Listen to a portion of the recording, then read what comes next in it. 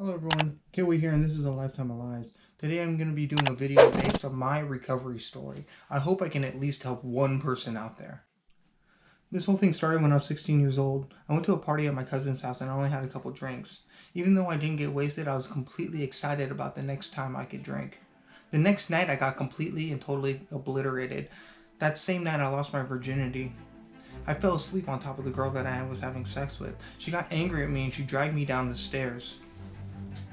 This explains perfectly what my disease was. About a year later, I was at a party. I was throwing up black bile all over the wrong person's carpet. They were gonna slit my throat, but a girl decided to show her boobs to everyone to save my life.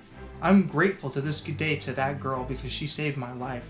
Instead, they took my body, they threw me out on the grass, and they just left me there. After that whole experience, it was pretty apparent to me that I needed to quit drinking. Though I will be honest, it did slow me down drastically because of the fact that I didn't have any friends that were supporting me in that lifestyle, and not only that, I didn't have the money to support myself anyways. So I started to find other things. Music became a big part of my life during that time. Not only that, I was running track and I was playing Magic the Gathering, which, was a big hobby for me during that time. So I was staying busy, and this is why I advocate for people that are new in recovery to find something that will keep you busy, a hobby, whatever that may be. And that worked for me for a couple years. It's now been a couple years. School was about to end and I just turned 18. I heard somebody was selling fake IDs, so I decided to buy myself one. My band was getting better and I found a job where I was going to work full time. Everything was changing for me, and I started to change my friends and the environment that I was hanging around in. Now it was a year and a half later. I was 19 years old and I was out of high school and in college. During this time I met a guy through one of my friends that was trying to get me to sleep with his wife. Now for me that didn't feel right because after all that was his wife. He consistently offered and I consistently just kept telling him no. It just didn't feel right. Until one day he made me an offer I couldn't refuse. Grey Goose. Now you all know what happened next. And this happened a couple times within a few months. Now after that, they ended up obviously divorcing. And I thought that I could come at her thinking that we were going to do the same thing. And she explained to me that this was something that she was doing for her husband to try and keep the relationship together. That she was really not like that. And after that, our relationship was monogamous. For a lot of years, our relationship, and it stayed that way until our relationship ended years later. Months later, I met my first girlfriend. She was a good-hearted person and very loyal to me. It got to the point where we were spending all of our time together. We worked together, we went to parties together, we lived together, we even worked in the same department. Now you can guess within a matter of 6 months I could just not stand having her around anymore, and I ended our relationship. Now this was a valuable learning lesson for me because it was painful for me to hurt someone that was so good-hearted. Now what happened next is I experienced exactly what I put my girlfriend through by meeting my next girlfriend. I was head over heels in love with this girl and I couldn't picture myself without her. All I could do was think about her all the time. Now it was crazy because I was working, I was in college, full-time, and we were doing the band. And our band was starting to develop this unique sound. We were starting to sound different than everybody around us. Our guitarist came up with a name for Fallen for the band. We all voted and decided that this would be a good name for the band. Now 3 things became very important to me at that time. The band, my girlfriend, and my job. And I ended up dropping out of college because it wasn't very important to me. I had this giant dream that we were going to be these huge musicians. We were going to get signed and tour the world. And what actually happened was instead of that was we started partying more and more, and the band was becoming less and less and less prevalent. It got to the point where our keyboardist decided to leave the band because he saw what was written on the wall. Now during that time we actually met another guy that was a keyboardist, and he offered us the opportunity to get signed and to go on tour in Vegas. But instead what happened was we just decided to party more and more. My girlfriend decided to go into the porn industry, and I was put up with the decision of having to break up with her because I just couldn't take the fact of see her sleep with other guys. It was just going to be too painful for me. Now, I was in so much pain during that time that everyone in my family was trying to help me, but nobody had any solutions.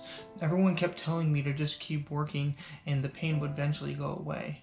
Now, I was working 2 jobs at the time and I was doing the band, and I was in excruciating pain. But the problem with that whole situation is I wasn't dealing with the problems on the inside: the pain, the fear, the loneliness, the self hatred, all of that stuff. I just wasn't dealing with the insides. I was doing all this outside stuff, but wasn't dealing with the pain on the inside. And one day I just decided not to go to one of my jobs anymore. I remember my mom, she's like, "Are you gonna go to work today?" And I'm like, "No, I'm just gonna stay home and get wasted." And I did. And that's exactly what happened next. I was out of control after that.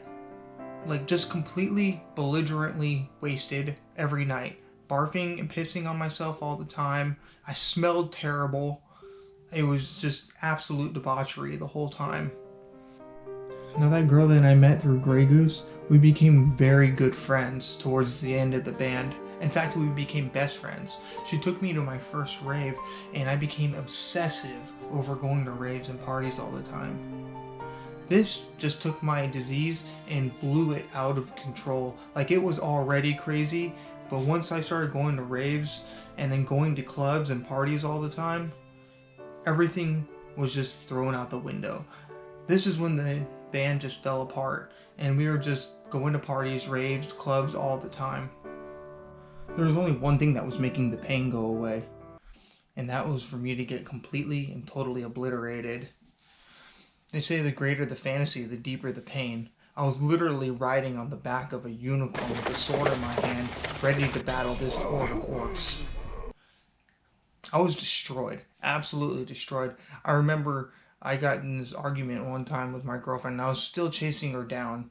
You know, after we broke up, I was still trying to keep a friendship. I was still in love with her, and I was still under the denial that maybe one day things will get better and that we can work everything out.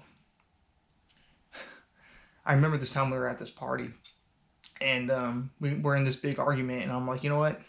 I'm just gonna leave. We're just arguing. There's no point in me being here.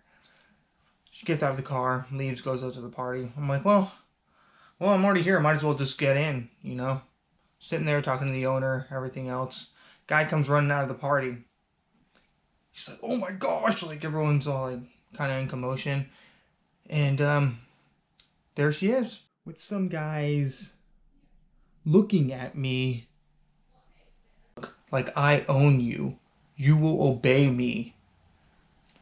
And I remember I was absolutely, totally destroyed. Like, total, absolute pain. And I ended up leaving. Sends me a text about an hour later, like, "Why did you leave? You were supposed to take me home." At this point, I just didn't respond. But these were the kind of things, I was just using this as an example. Like, this is the kind of stuff that I would experience. I remember shortly after that, I got fired from my job, and I was struggling to look for work. I put in over 30 applications, and I just couldn't find a job. I was making car payments, and I had to find something to be able to keep my vehicle. I ended up moving out to the state of Missouri because my dad was there. He was a musician. He was playing music there, and at one of the shows, and he was able to give me a place to live, and I was able to find a job within 3 days and start working. Very soon after me moving to Missouri, I got my first DWI. About a month and a week after that, I got a second one. They took away my license. I lost my car. I couldn't make payments on it. I had to make payments on paying for a lawyer, everything else. And I was forced to go to meetings to do a recovery process. Now, the judge hadn't forced it on me, but I knew what was going to happen. I was sitting at my house, and there was a guy that was living with us that basically suggested, well, maybe you should start going to meetings. So I started going to meetings. And the first program that I went into, it didn't really work out for me. I went to another one, and I started to feel like I belonged. I related to these people. I was in so much pain, so much fear, so much anxiety when I first came in. I was very confused about how life worked. I thought that everything that I thought was the right way of life, and I was completely and totally wrong. I kept going to meetings and I kept listening to what people are saying. I was able to basically get 2 jobs and get a setup plan where I wasn't going to go to jail, but I had like over 200 hours of community service. I had supervised probation. You know, I just had to, and I had to make payments. And you know, after I got all that done, I had learned that, you know, these people that took care of me, these people, they cared for me. They were there for me. So not only did they care about me, but my dad cared about me.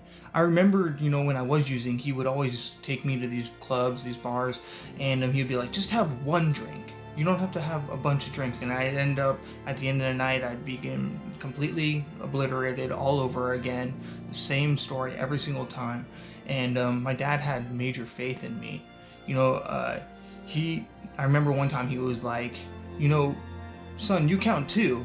And I remember I was so angry at him. Like, I had so much anger and curiosity towards him because I hated myself so much that I didn't think I had zero value. I had to be in a relationship. I had to have somebody else value my worth, because I just felt like I was completely worthless. Everything that I worked for, all that material stuff, I watched it as, you know, earlier I said I lost that. No, when I was using and everything, I gave all that stuff away.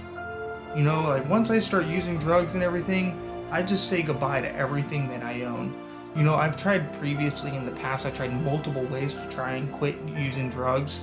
You know, I tried, you know, with the girlfriend thing, like I tried that, it didn't work. I tried the gym thing, going to the gym, being healthy and everything, like that didn't work for me either. I tried the health foods thing, trying to eat healthy and be healthy and all that other stuff, like that didn't work for me either. I tried to just quit, you know, for a little bit, just stop using. And that didn't work for me either. And, you know, nothing basically worked for me. I tried multiple things in multiple ways, and the only thing that worked for me as an individual was this particular 12-step program. Everyone has their own journey, their own process. What worked for me may not work for you. So I'm not one to advocate that my way is the only way, because it's not.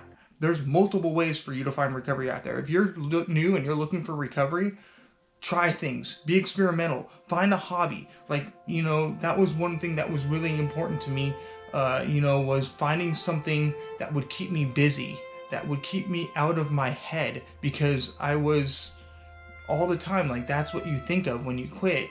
It's, you know, and when I quit still wanting to get high. I know a lot of people quit, they quit like they're just completely and totally destroyed. I never hit a bottom. Okay, I have over 10 years clean. I never hit a bottom. So I'm just letting you know, you can quit still wanting to get high. It can happen, but it takes a lot of strength, a lot of humility, a lot of humbleness, a lot of listening, and just a lot of just being present and doing what is suggested. Being teachable, you know? And so basically, that's what I did. And I got a year and 12 days clean. And I ended up going to hang out with that girl that I met a long time ago through the Grey Goose. I went to hang out with her, and I relapsed in Vegas at a year and 12 days clean. And after that, it was like 2 months here, 3 months there, 4 months here, 5 months there. I was just consistently relapsing all the time. And, you know, I was acting as if I was still in recovery. I was still working steps. I was still doing everything that was suggested except for service. And basically what happened is, even though I was doing all those things, I wasn't applying them physically into my life. I was just doing it to get a pat on the back, to look and sound good. And that didn't work out for me. So I remember the last day that I used. It was September 25th, 2011. And I went with the guy that was sleeping with my girl behind my back. And basically what happened is, I found out later on, I'll tell you about that story in a little bit, but basically like what happened is, we went to this rave, we hung out, I asked him to sell my drugs at the end of the party. But before all that, like in the middle of the party, I was sitting there 80,000 people deep, and I felt very alone, and I hated myself. And the drugs that I bought were the drugs of my choice, they didn't feel as the same. Like, they didn't feel like what they felt like when I remembered them to feel like. and it was just not exciting to me. I went to another after party after that, and there's this guy, and there was this giant pile of cocaine just sitting on the table, like this big pile, and he's like, take what you want, like just have fun. And I like looked at the pile, and I just looked around me, and I'm like, like this isn't exciting to me anymore, this particular thing. And going to clubs, going to raves, like that just wasn't exciting to me anymore. And even though I still liked the drugs and everything, it was just that lifestyle. And I'm like, I'm gonna go to the bathroom and pray. And I went to the bathroom and I prayed. Let me tell you something. When you are rolling on ecstasy, sniffing ketamine, and then drinking, and then the next day you have to go to a theme park, which is what I did. Oh man, that was not fun. That was not fun. But anyways, besides that, I got clean. I remember my family asking like, how much time do you have now? And I'm like, 5 months, but literally like that was my first day. And everything got better after that. My life got better. I started to be honest. I went back to the meeting, and it sucked because the person that I had got clean with, I had to stare them in the face and say, look, I've been relapsing for the last year. And that was painful. Man, that hurt. That hurt because those people did so much for me. They were my real friends. They did everything for me. They didn't use me. They didn't lie about me. They didn't manipulate me. And what else I found out about those people? That guy that was sleeping with my girlfriend behind my back, my guitarist, my best friend, which I didn't tell you about. He was sleeping with my girlfriend behind my back a lot of the time. And I found out a couple years later when I was hanging out with his girlfriend, who he was cheating on with my girlfriend. What I found out about her was he was telling her the whole time that he was sleeping with my girlfriend and that he was dating her and that I was sleeping with her behind his back. So he flipped the whole story. So everybody that I trusted, that I loved, that I thought were my friends, they betrayed me. And so this was what I took out of that. Those people in recovery were there for me. They saved my life. They continue to do so.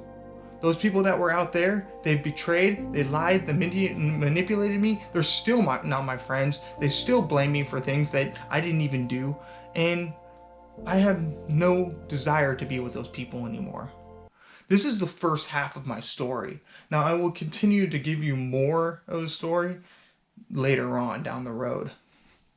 Now if you like this, please leave a comment down below.